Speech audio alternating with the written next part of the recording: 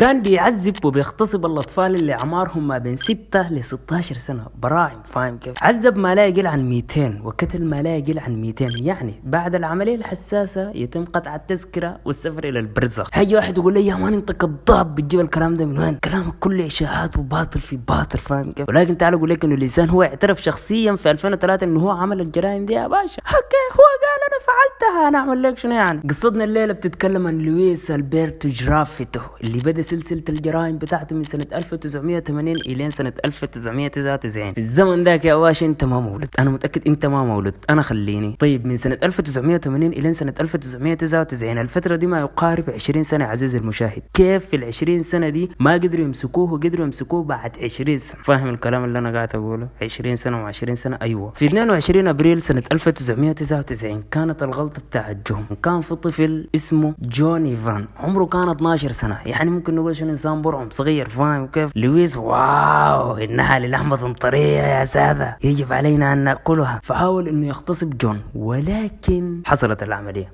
ايوه، وهو الين اللحظه على فكره السلطات ما قدرت انه تحدد انه هو الانسان المجرم، بل كان واحد من المشتبهين. تمام، ومسكوه وهو قاعد في الحبس. ولكن فجاه الانسان في اكتوبر 1999 والعمليه حصلت في ابريل، يعني فتره ما يقارب 5 شهور، اعترف بالجريمه وقال ايوه انا عملتها، انا اللي عملت العوك لجون.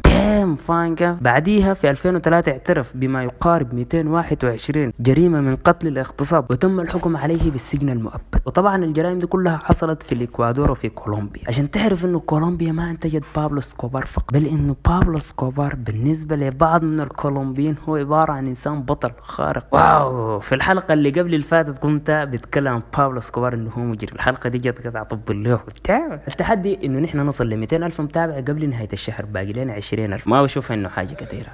ايوه، كويس، خلص.